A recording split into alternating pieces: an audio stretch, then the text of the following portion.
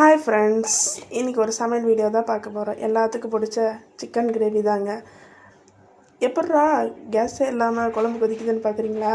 அதுதாங்க நம்ம பாரம்பரிய மண் சட்டி மகிமைங்க. வாங்க வீடியோக்குள்ளே பார்க்கலாம். கொஞ்சம் எண்ணெய், வெங்காயம், பூண்டு, இஞ்சி, கருவேப்பிலை இதையும் எல்லாத்தையும் போட்டு ஃப்ரை பண்ணுங்கள். அப்புறம் பச்சை மிளகா போடுங்க.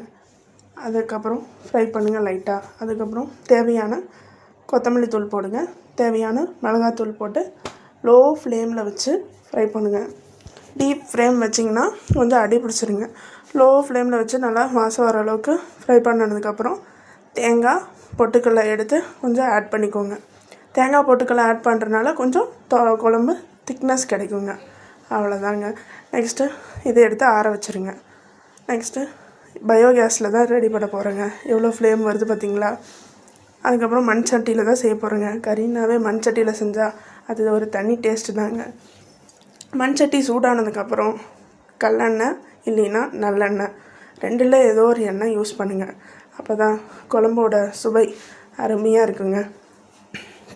ஆயில் யூஸ் பண்ணாதீங்க, அது உடம்புக்கும் நல்லது இல்லைங்க, டேஸ்ட்டும் வராதுங்க. கல்லெண்ணெய் இல்லை நல்லெண்ணெய் ஆட் பண்ணதுக்கப்புறம் கடுகை கொஞ்சம் போட்டுக்கோங்க. கடுகு பொரிஞ்சு வந்ததுக்கப்புறம் கருவேப்பிலை, தக்காளி இது ரெண்டையும் ஆட் பண்ணிவிட்டு கொஞ்சம் உப்பையும் ஆட் பண்ணிவிட்டு நல்லா கொஞ்சம் ஃப்ரை பண்ணுங்கள். ஃப்ரை பண்ணதுக்கப்புறம் வெட்டி வச்ச சிக்கன் இருக்குல்ல, அதிலே ஆட் பண்ணுங்கள். ஆட் பண்ணி நல்லா பிரட்டினதுக்கப்புறம் கொஞ்சம் ஃப்ரை ஆனதுக்கப்புறம் கொஞ்சம் தேவையான அளவு மஞ்சத்தூள், தேவையான அளவு சிக்கன் மசாலா இது ரெண்டையும் போட்டு மறுக்கா கிண்டி விடுங்க. கிண்டி விட்டதுக்கப்புறம் நம்ம ஃபஸ்ட்டு ரெடி பண்ணி வச்சோம்ல அந்த இதை பேஸ்ட் பண்ணி வச்சு அதை இதில் ஆட் பண்ணுங்கள்.